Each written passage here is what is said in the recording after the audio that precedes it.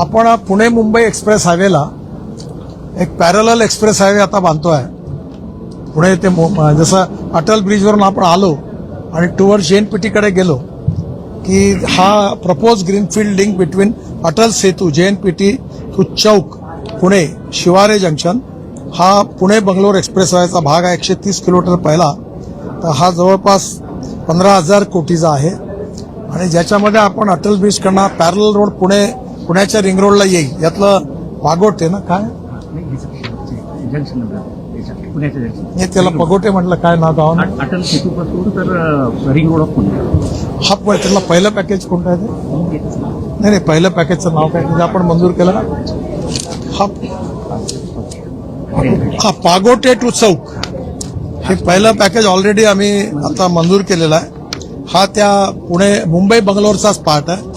ज्याच्यामुळे पुणे मुंबई जवळपास 1.5 ते 2.5 तासात होईल रिंग रोडपर्यंत आणि बंगलोरपासून पुणे ते बंगलोर असं धरून मुंबई पुणे आणि बंगलोर हे साधारणतः 5-5.5 तासामध्ये कव्हर होईल.